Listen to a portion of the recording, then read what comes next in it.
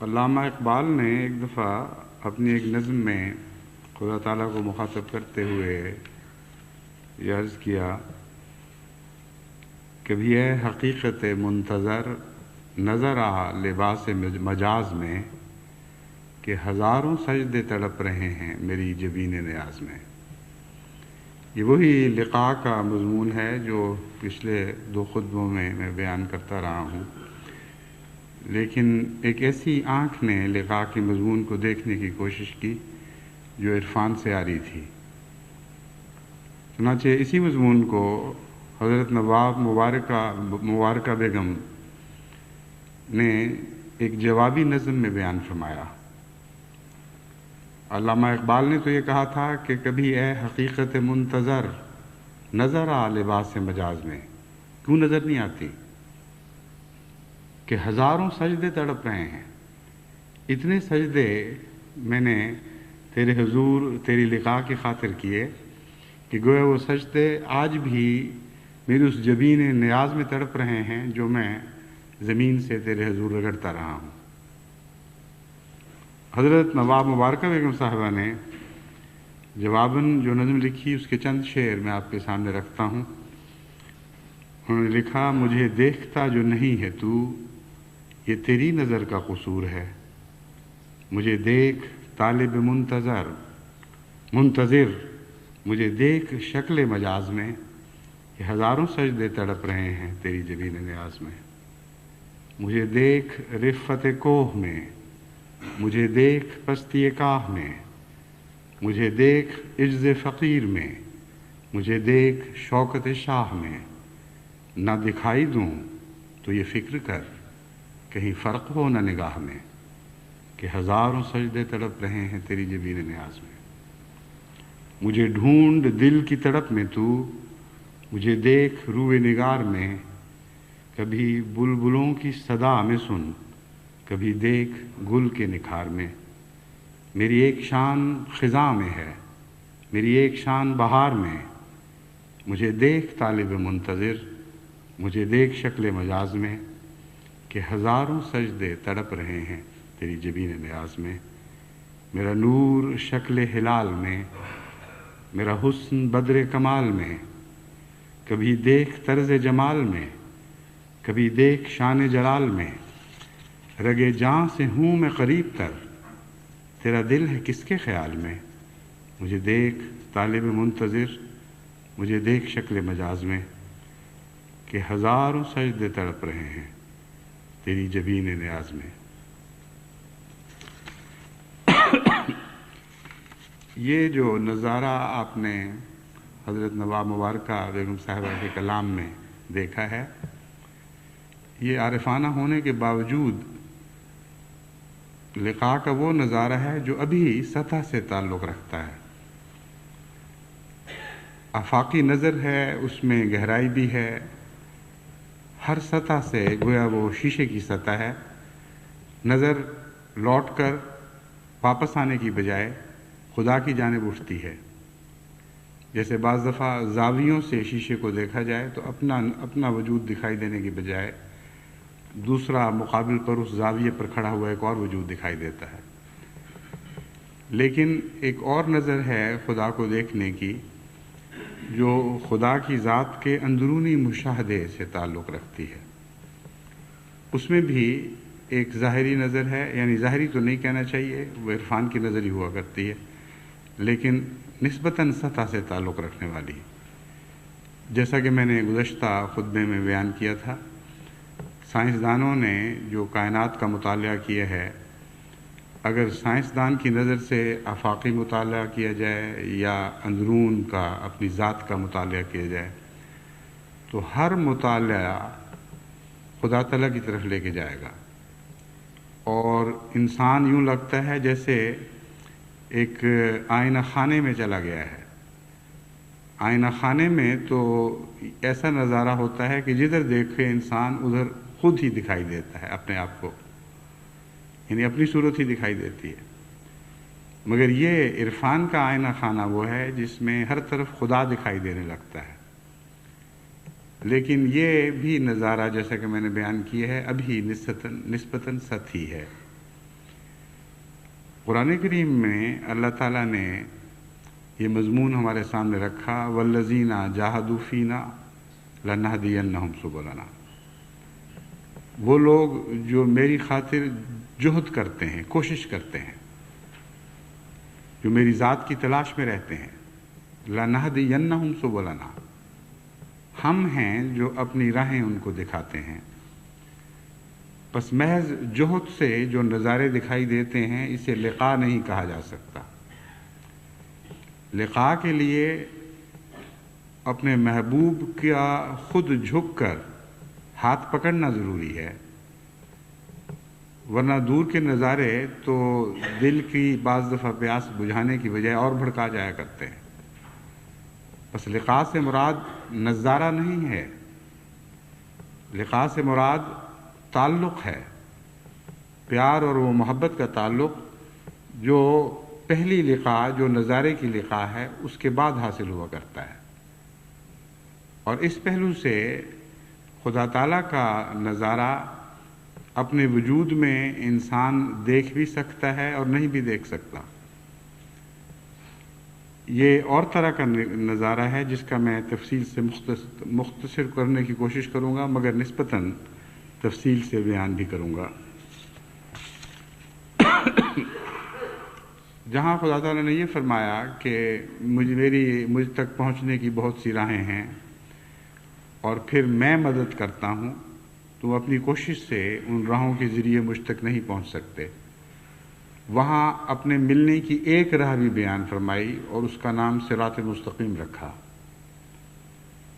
چنانچہ جہاں فرمایا لنہدینہم سبلنا، ہم اپنی راہوں کی طرف ان کو ہدایت دیتے ہیں، وہاں یہ دعا سکھلا دی کہ ربنا اہدنا الصراط المستقیم، کہ اے خدا ہمیں صراط مستقیم کی راہ دکھا۔ صراط مستقیم کے متعلق اللہ تعالیٰ فرماتا ہے ان ربی علی صراط مستقیم، کہ اے نبی خدا اعلان کر دے کہ میرا رب صراط مستقیم پر ہے۔ بس اس مضمون کو سمجھنے کے بعد اہدنا کی دعا کا مفہوم زیادہ وضاحت کے ساتھ سمجھنے کی انسان میں اہلیت پیدا ہو جاتی ہے۔ بہت سے مفسرین نے اس بات پر بحث چھیڑی ہے کہ اہدنا الصراط المستقیم میں جو یہ فرمایا گیا کہ ہمیں صراط مستقیم کی ہدایت دے، جب صراط مستقیم حاصل ہو گئی پھر یہ دعا مانگتے رہنے کا کیا مطلب ہے؟ اور اس کے بہت سے معنی بیان فرمائے گئے ہیں جو درست ہیں اور مختلف زاویوں سے درست ہیں، لیکن حقیقی معنی یہ ہے کہ صراط مستقیم خدا کی ذات کا وجود ہے، اور خدا کی ذات جس راہ پر کھڑی ہے وہ لامتناہی راہ ہے، اور خدا کی ذات میں سفر لامتناہی ہے۔ بس اہدنا الصراط المستقیم کا معنی یہ ہوگا کہ اے خدا جس راہ کے متعلق تو نے فرمایا ہے کہ اے نبی اعلان کر کہ ان ربی علی صراط مستقیم، میرا رب صراط مستقیم پر کھڑا ہے، اس راہ کی ہدایت اس طرح دے کہ ہم ہمیشہ اسی راہ پہ چلتے رہیں اور اسی راہ پر ہمیشہ تیرے وجود کے اندر آگے بڑھتے رہیں اور تیری ذات سے زیادہ متعارف ہوتے چلے جائیں۔ یہ وہ لقاء ہے در حقیقت جو خدا کی مدد سے ملتی ہے اور ملنے کے بعد پھر جاری رہتی ہے، اور یہ مضمون پھر کبھی ختم نہیں ہوتا۔ جیسا کہ میں نے بیان کیا ہے، خدا کی ملنے کی بہت سی راہیں ہیں، لیکن ان راہوں کی تفاصیل بیان کرنے کا یہاں وقت نہیں۔ ان میں سے آج کے مضمون کے لیے میں نے ایک راہ اختیار کی ہے اور وہ عجز کی راہ ہے۔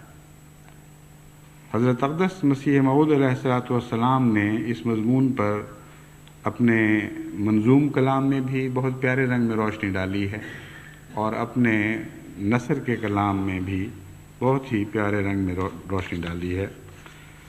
فرماتے ہیں بدتر بنو ہر ایک سے اپنے خیال میں، شاید اسی سے دخل ہو دارالوصال میں۔ چھوڑو غرور و کبر کے تقوی اسی میں ہے، ہو جاؤ خاک مردی مولا اسی میں ہے۔ پھر فرماتے ہیں جو خاک میں ملے اسے ملتا ہے آشنا، اے آزمانے والے یہ نسخہ بھی آزما۔ بس سب سے زیادہ قریب راہ اور آسان بھی اور مشکل بھی عجز کی راہ ہے۔ اپنے آپ کو گرا دینا آسان ہے، اس لیے میں نے اسے آسان راہ کہا، لیکن جب تکبر کے ڈنڈے کے سہارے انسان کا پھولا ہوا خیمہ کھڑا ہوا ہو تو جب تک وہ ڈنڈے نہ توڑے جائیں اس خیمے کا گرنا آسان نہیں ہوا کرتا۔ اس لیے ایک پہلو سے یہ راہ آسان ہے اور ایک پہلو سے مشکل ہے، لیکن جہاں تک خدا کی لقاء کا تعلق ہے اس میں قطعاً کوئی شک نہیں کہ عجز کے بغیر خدا تعالیٰ سے لقاء ممکن نہیں ہے۔ اور عجز انسان کو مختلف پہلوؤں سے نصیب ہوتا ہے، اور اس مضمون پر بھی آپ اگر غور کریں تو آپ حیران ہوں گے کہ بڑے بڑے عاجز بندے بھی جو حقیقتاً عجز کی کئی منازل طے کر چکے ہوتے ہیں، بہت سے پہلوؤں سے عجز سے عاری ہوا کرتے ہیں۔ اس لیے اس مضمون کو بڑا گہرائی سے سمجھنا چاہیے۔ عجز کیا ہے اور کیسے نصیب ہوتا ہے، اور اس کے برعکس تکبر کیا ہے اور تکبر سے بچنے کے کیا طریق ہیں، ان کو اگر آپ خوب اچھی طرح سمجھ لیں تو آپ کے لیے خدا کے تک پہنچنے کی ایک راہ آسان تر ہو جائے گی۔ اور جیسا کہ میں نے بیان کیا ہے، آسان ہونے کے باوجود پھر بھی جب تک خدا تعالیٰ کی طرف سے اذن نہیں ہوگا اس وقت تک آپ اس راہ میں آگے نہیں بڑھ سکیں گے، اور یہ بھی عجز سے ہی حاصل ہوتا ہے۔ وہ دعا مقبول ہوتی ہے جو عجز کے آخری مقام پر ہو، اور اس دعا کا مقبول ہونا ایک ایسی حقیقت بن جاتا ہے جو سورج سے زیادہ بڑھ کر روشن ہوتی ہے۔ پس سجدے کی دعاؤں کے متعلق جو آپ سنتے ہیں کہ سجدے میں دعائیں جہاں مانگی جائیں تو زیادہ مقبول ہوتی ہیں، اس سے مراد صرف یہ نہیں کہ سجدے کی حالت میں جو جسم کی حالت ہوتی ہے جو دعا مانگی جائے وہ مقبول ہوتی ہے۔ بعض دفعہ کھڑے کھڑے روحیں سجدہ ریز ہو جایا کرتی ہیں، بعض دفعہ کھڑے کھڑے انسانی فکر ایسی عاجزی اختیار کرتا ہے کہ اس کا کچھ بھی باقی نہیں رہتا، وہ خدا کے حضور کلیتاً مٹ جاتا ہے۔ وہ سجدہ ہے جس سجدے کی دعائیں مقبول ہوا کرتی ہیں، کیونکہ وہ سجدہ حقیقی عجز سے تعلق رکھتا ہے۔ انسان میں جو عجز ہے وہ اس کے اندرونی رجحان سے تعلق رکھتا ہے، اور محض اپنے آپ کو واقعتاً کمزور سمجھنا کسی بڑی طاقت کے مقابل پر یہ عجز نہیں ہے۔ پہاڑ کے دامن میں کوئی بڑے سے بڑا انسان بھی چلا جائے، کیسے ہی متکبر کیوں نہ ہو، اگر ایک عظیم پہاڑ کے دامن میں کھڑا ہوگا تو اس کو ایک عجز کا احساس ہوگا۔ وہ یہ سمجھے گا کہ یہ جو بلندیاں اور یہ حجم اور یہ وزن اور یہ طاقت ایسی غالب ہیں کہ اس کے مقابل پر اس کی کوئی حیثیت نہیں۔ لیکن یہ حقیقی عجز نہیں، کیونکہ ہو سکتا ہے ایک انسان وہاں عجز کا احساس کرتے ہوئے جب پہاڑ کی چوٹی پر چڑھتا ہے، پہاڑ کی چوٹی پر بیٹھ کر وہ سارے عالم کا نظارہ کرتا ہے تو اس کا دل تکبر سے بھر جاتا ہے۔ وہ سمجھتا ہے دیکھو میں کتنا بلند ہوں، ہر دوسری چیز میرے سامنے حقیر اور ادنا اور چھوٹی دکھائی دیتی ہے۔ لیکن ایک اور شخص جس کے دل میں عجز ہے، جس کا رجحان عاجزانہ ہے، وہ پہاڑ کے نیچے بھی عاجز رہے گا اور پہاڑ کے اوپر بھی عاجز رہے گا۔ دنیا کی کوئی کیفیت بھی اس کے عاجزانہ رجحان کو تبدیل نہیں کر سکتی۔ یہ وہ عجز ہے جو عارف باللہ کا عجز ہے، جس کے بعد پھر لقاء نصیب ہوا کرتی ہے۔ انبیاء ہر شان میں عاجز ہوتے ہیں، نبوت سے پہلے کی شان میں بھی عاجز ہوتے ہیں اور نبوت کے بعد کی شان میں بھی عاجز ہوتے ہیں، اور در حقیقت جتنا جتنا ان کو بلندی نصیب ہوتی ہے اتنا ان کا عجز بڑھتا ہے۔ چنانچہ نبوت سے پہلے کے عجز کی کیفیت اور ہوا کرتی ہے اور نبوت کے بعد کے عجز کی کیفیت اور ہوتی ہے، کیونکہ بلندی سے بلندی کا عرفان بڑھتا ہے۔ ایک شخص جو پہاڑ کے نیچے سے پہاڑ کی چوٹی کو دیکھ رہا ہے، اگر اس کی نظر چوٹی پر جا کر ٹھہر گئی ہے تو اس کا عجز اسی نسبت سے ہوگا جس نسبت سے اس کو پہاڑ زیادہ سربا فلک دکھائی دے رہا ہے، زیادہ بلند دکھائی دے رہا ہے۔ لیکن ایک شخص جو پہاڑ کی چوٹی پر چڑھتا ہے اور مزید بلندیاں دیکھتا ہے، اس کے دل کی کیفیت بالکل اور ہو جایا کرتی ہے۔ وہ سمجھتا ہے کہ میں تو اسی کو چوٹی سمجھ رہا تھا، صرف میں ہی بے حقیقت نہیں، یہ پہاڑ بھی بے حقیقت ہے، اس کی بھی کوئی حیثیت نہیں۔ جو رفتیں مجھے ظاہری آنکھ سے دکھائی دیتی تھیں ان رفتوں کی بھی کوئی حیثیت نہیں۔ میرے خدا کی کائنات تو بہت وسیع ہے، بلند سے بلند تر، ہر منزل کے بعد ایک اور منزل۔ یہی مضمون ہے جس کو حضرت اقدس ابراہیم علیہ السلام نے جب بیان فرمایا تو بہت سے مفسرین دھوکہ کھا گئے، یعنی اس کا ذکر قرآن کریم میں پڑھ کر، اور سمجھ نہیں سکے۔ وہ سمجھے کہ نعوذ باللہ یہ جھوٹ کی ایک قسم ہے، حضرت ابراہیم یا شرک کی ایک قسم ہے۔ حضرت ابراہیم علیہ السلام نے ستارہ دیکھا اور کہا اچھا دیکھو کیسا روشن ہے، شاید یہی ہمارا خدا ہو۔ مراد یہ نہیں تھی کہ میرا خدا ہے یا تمہارا خدا ہے، مراد یہ تھی کہ تم لوگ اس طرح مروب ہوتے ہو، تم لوگ جو عرفان سے عاری ہو، ہر بلند چمکنے والی چیز کو بڑا سمجھنے لگ جاتے ہو اور اس کے سامنے جھکتے ہو، حالانکہ وہ ذات جو ما ورا ہے ان سے پیچھے ہے، وہ تمام روشنیوں کا منبع ہے، تمام روشنیاں اس سے پھوٹتی ہیں، ہر نور اس سے نکلتا ہے۔ تو نظر کو کہیں ٹھہرا دینا جو ہے یہ ایک قسم کا غلط عجز پیدا کرتا ہے جو شرک کی طرف لے جاتا ہے۔ بس اس مضمون کو بہت غور سے سمجھنا ضروری ہے۔ دنیا میں انسان جب بڑے بڑے بادشاہوں کو، جابر حاکموں کو دیکھتا ہے ان کے سامنے بھی تو ایک عجز محسوس کرتا ہے، لیکن اگر اسے حقیقی عاجزی نصیب نہیں یا عجز کا عرفان حاصل نہیں تو اس کی نظر وہیں جھک جاتی ہے اور عجز سے بجائے اس کے کہ توحید پیدا ہو، شرک پیدا ہو جاتا ہے۔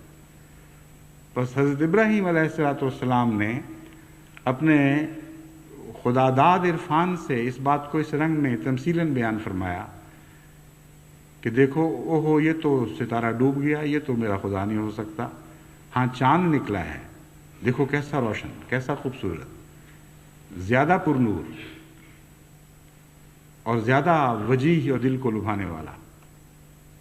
لیکن کچھ عرصے کے بعد وہ چاند بھی ڈوب جاتا ہے تو آپ کہتے ہیں اوہو ہماری نظر تو یہیں ٹھہری ہوئی لگ رہی تھی، یوں لگتا تھا کہ یہی آخری منزل ہے، لیکن اس کے بعد بھی ایک منزل ہے، چون دیکھو سورج نکل آیا، اور کتنا عظیم الشان سورج ہے، کس طرح اس نے کل عالم کو روشنی سے بھر دیا ہے، شاید یہی ہمارا خدا ہو۔ لیکن جب وہ سورج ڈوبا تو آپ نے فرمایا کہ نہیں، نہ ستارہ خدا تھا، نہ چاند خدا تھا، نہ سورج خدا ہے، حقیقت یہ ہے کہ وہ ما وراء الورا ہستی ہے، وہ ہمارا خدا ہے جس نے ان سب چیزوں کو نور بخشا ہے۔ بس عجز تو ضروری ہے، لیکن عجز کا بھی ایک اپنا عرفان ہوا کرتا ہے، اور صاحب عرفان کا عجز اور ہے اور بے عرفان انسان کا عجز اور ہے۔ بے عرفان کا عجز اسے بالکل ناکارہ اور بے ہمت کر دیا کرتا ہے، ہر طاقت کے سامنے وہ سجدہ ریز ہو جاتا ہے، ہر بڑے کو دیکھتا ہے اور اس کے سامنے اپنے آپ کو بے حیثیت سمجھ کر اس کو سجدے کرنے لگتا ہے۔ لیکن ایک صاحب عرفان کا عجز بلندیوں کے ساتھ اور جھکتا چلا جاتا ہے، نہ وہ تکبر کی طرف مائل ہوتا ہے نہ وہ شرک کی طرف مائل ہوتا ہے۔ پس حضرت ابراہیم علیہ السلام نے اس مثال کے ذریعے عجز کی ایک بہت ہی خوبصورت تفسیر ہمارے سامنے فرما دی اور ہمیں بتایا کہ عز وہی ہے جو بالآخر خدا تک پہنچائے، ورنہ تم اپنے آپ کو ایسا حقیر اور بے طاقت سمجھنے لگو گے کہ مخلوق کے سامنے جھک جاؤ گے۔ بس نبوت میں بھی عز کا عرفان بڑھتا چلا جاتا ہے، کیونکہ ایک بلندی کے بعد جب نبی کو دوسری بلندی نصیب ہوتی ہے تو اس بلندی سے خدا کی بلندی کا ایک اور آسمان اس کے سامنے روشن ہو جاتا ہے، ایک نئی بلندی اس کو دکھائی دینے لگتی ہے، اور اس کے سامنے وہ پھر اپنے آپ کو دوبارہ عاجز محسوس کرتا ہے۔ وہ سمجھتا ہے کہ میں نے اپنے آپ کو عاجز سمجھا تو تھا، لیکن جیسا کہ حق تھا ویسا عاجز نہیں سمجھا تھا۔ خدا تعالیٰ تو لامحدود ہے اور اس کی ذات کی عظمت کا تصور بھی ممکن نہیں ہے۔ ایک موقع پر حضرت اقدس محمد مصطفیٰ صلی اللہ علیہ وآلہ وسلم نے فرمایا کہ اللہ تعالیٰ کی ذات ایسی مستغنی، ایسی غنی ہے اور ایسی لامتناہی دولتوں کا وہ مالک ہے کہ اگر تم اس سے اس کی ساری کائنات مانگو، جو مانگ سکتے ہو مانگ لو، اور وہ سب کچھ تمہیں دے دے، تو اس کی دولت میں اتنی کمی بھی نہیں آئے گی جتنی ایک سمندر میں سوئی کا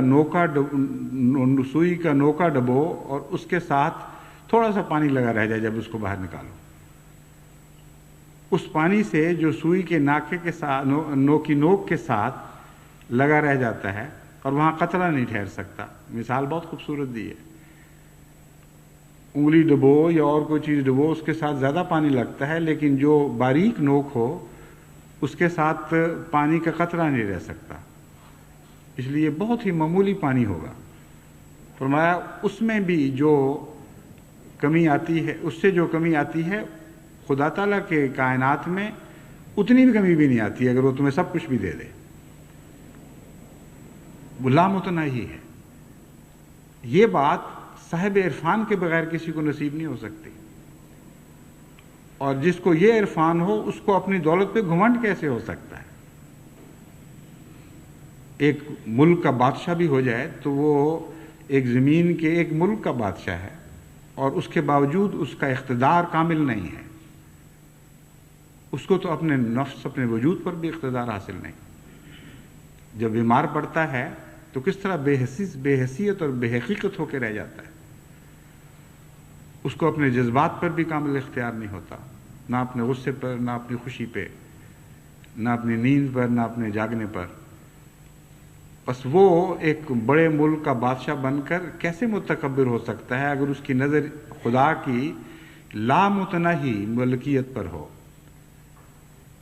بس عرفان الہی عجز کی راہ سے جو نصیب ہوتا ہے ویسا اور کوئی عرفان نہیں ہے، اور اس کے نتیجے میں پھر خدا کی ذات دن بدن زیادہ ظاہر ہونے لگتی ہے۔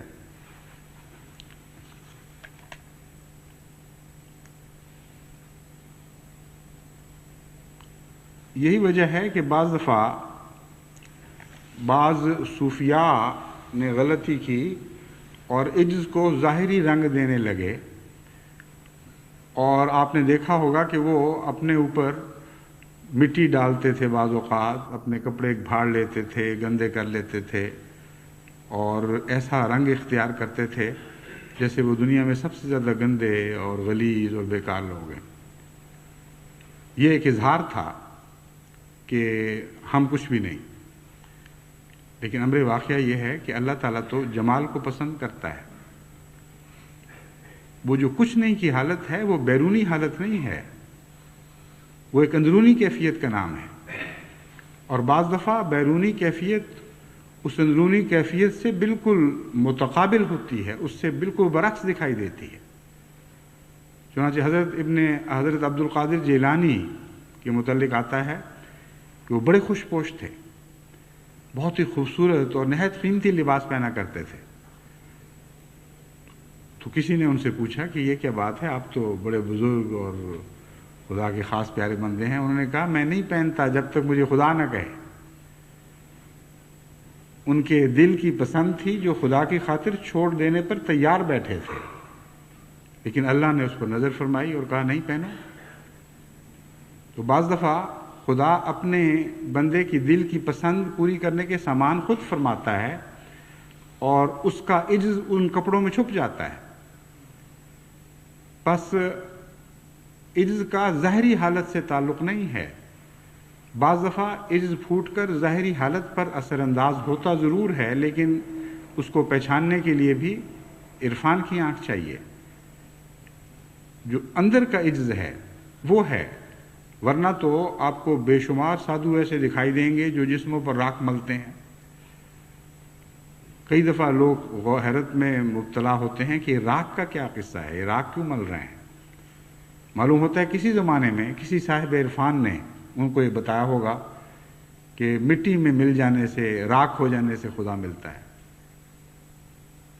جنہوں نے مٹی کا محاورہ سنا انہوں نے مٹی ملنی شروع کر دی، جنہوں نے خدا کی راہ میں راکھ ہو جانے کا ذکر سنا انہوں نے یہ نہ سوچا کہ خدا کی خاطر اپنے وجود کو جلا کر ختم کر دینا اور اپنے نفس کی راکھ بن جانا، یہ مراد ہے خدا کی لقاء کے لیے، یہ چیز ہے جو انسان کی مدد کرتی ہے۔ تو انہوں نے راکھیں بننی شروع کر دی۔ پس عجز کے مقام تو بے شمار ہیں، لیکن جب تک اندرونی طور پر آپ کو وہ آنکھ نصیب نہ ہو جو عجز کی شناسائی بخشتی ہے، جسے عجز پہچانا جاتا ہے، اس وقت تک صحیح معنوں میں آپ خدا کی راہ میں آگے قدم نہیں بڑھا سکتے۔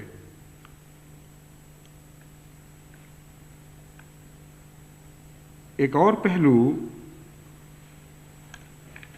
سے جب ہم عجز کے مضمون پر نظر ڈالتے ہیں تو وہ اس کی برعکس صورت کو دیکھ کر عجز کا مضمون ظاہر ہونا شروع ہو جاتا ہے، اور وہ ہے تکبر۔ تکبر عجز کا بالکل برعکس ہے، اور تکبر ایک ایسی چیز ہے جو انسان اور خدا کے درمیان ایک مکمل جدائی پیدا کرنے والا مضمون ہے، کیونکہ تکبر ایک ایسی چیز ہے جو خدا کے سوا کسی کو زیب ہی نہیں دیتا۔ یہ وہ صفت ہے جس میں خدا کا کوئی نبی شریک نہیں ہے، صرف خدا ہے جس کے متعلق جس کے صفات میں لفظ متکبر آتا ہے، اور بڑی شوقت والی صفت ہے۔ بڑا ہی روب پیدا ہوتا ہے انسان پر جب انسان خدا کی صفت متکبر پر غور کرتا ہے۔ اس کے سوا کسی بندے میں نہ تکبر کرنے کی استطاعت ہے، نہ تکبر کرنے کی طاقت ہے، نہ اسے زیب دیتا ہے، نہ اسے اجازت ہے۔ اس لیے خدا کے انبیاء بھی جبکہ خدا کی دوسری صفات میں شریک ہو جایا کرتے ہیں، شریک ان معنوں میں کہ اس سے حصہ پاتے ہیں، ویسے تو نعوذ باللہ شرک کا دوسرا مضمون ان پر صادق نہیں آتا، لیکن کسی نہ کسی رنگ میں خدا تعالیٰ کی صفت میں رنگین ہو جانے کا انسان میں ملکہ حاصل ہے اور اس سے طاقت ودیت کی گئی ہے، لیکن تکبر کے لحاظ سے نہیں۔ پس تکبر اگر کسی جگہ ہے تو وہ خدا کے اور بندے کے درمیان ایک ایسا فاصلہ پیدا کر دیتا ہے کہ اس کے نتیجے میں متکبر خدا سے مل ہی نہیں سکتا۔ چنانچہ حضرت عیسیٰ علیہ السلام نے اس مضمون کو اپنے رنگ میں یوں بیان فرمایا کہ دولت مندوں کا خدا کی بادشاہی میں داخل ہونا کیسا مشکل ہے، کیونکہ اونٹ کا سوئی کے ناکے میں نکل جانا اس سے آسان ہے کہ دولت مند خدا کی بادشاہی میں داخل ہو۔ اس زمانے میں غالباً دولت مند ہی زیادہ متکبر ہوا کرتے تھے، اس لیے وہ دولت مند کہہ کر دراصل متکبر کا مضمون باندھا گیا ہے لیکن قرآن کریم نے اس مضمون کو نہایت زیادہ کمال کے ساتھ اور بہت ہی حسین انداز میں بیان فرمایا ہے، اور اس مضمون کو جو ابتدائی دکھائی دیتا ہے حضرت مسیح کے قول کی صورت میں اسے مکمل کر دیا ہے۔ یعنی قرآن کریم کے بیان میں یہ مضمون اپنے ختم کو پہنچ گیا ہے، اس سے بڑھ کر یہ مضمون بیان نہیں ہو سکتا۔ فرمایا ان الذین کذبوا بآیاتنا واستکبروا عنہا لا تفتح لهم ابواب السماء ولا يدخلون الجنۃ حتی یلج الجمل فی سم الخیاط فی سم الخیاط. خیاط ہے لفظ، وہ میں جب پڑھتا ہوں تو بعض دفعہ لوگوں کو شبہ پڑتا ہے کہ فتح کے ساتھ پڑھا ہے، لیکن وہ پڑھنے کی طرز میں ہے فرق. بعض دفعہ بعد میں بھی لوگ پوچھتے ہیں تو میں ان کو سمجھانے کے لیے بتا رہا ہوں. فی سم الخیاط وکذالک نجزی المجرمین. فرمایا یقیناً وہ لوگ جنہوں نے ہمارے نشانات کو جھٹلایا، واستکبروا عنہا، اور ان سے تکبر اختیار کیا.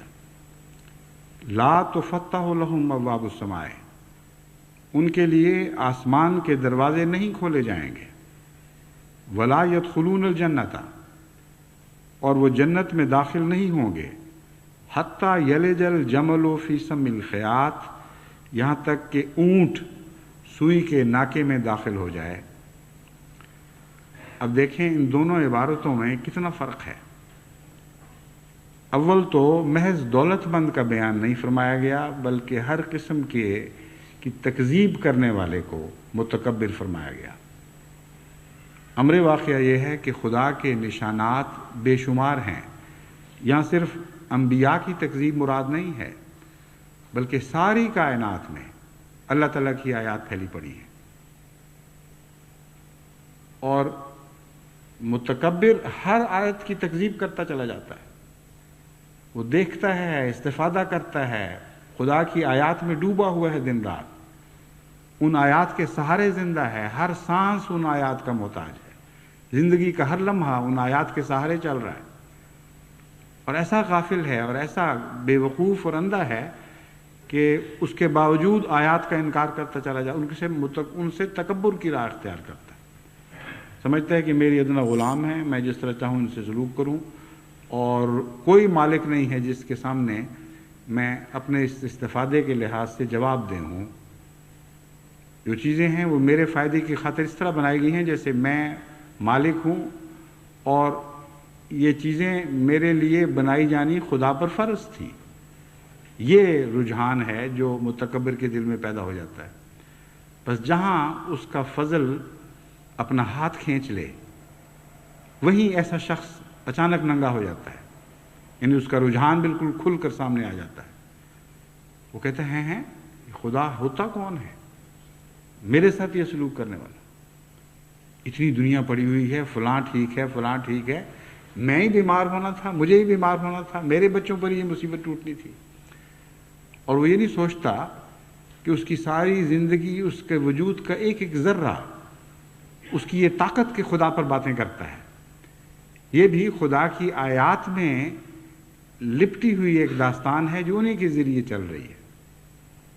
اس داستان کا اپنا کوئی وجود نہیں، آیات کے ذریعے ہی یہ داستان دکھائی دیتی ہے، گویا ہے، لیکن حقیقت میں آیات ہی ہیں صرف. بس آیات باری تعالی سے روگردانی کرنا اور اس سے منہ موڑ لینا، یہ ایک ایسا گناہ ہے جس کے متعلق قرآن کریم سے پتہ چلتا ہے کہ یہ بخشش کے لائق نہیں ہے. اور یہی حقیقت میں تکبر کو پیدا کرنے والا گناہ ہے، جس سے پھر تکبر پیدا ہوتا ہے اور بالآخر انسان بخشش سے محروم رہ جاتا ہے. گزرے ہوئے 100 سال کی تاریخ گواہ ہے، سائے کی طرح سایہ فگن ہم پہ خدا ہے. گزرے ہوئے 100 سال کی تاریخ گواہ ہے، سائے کی طرح سایہ فگن ہم پہ خدا ہے.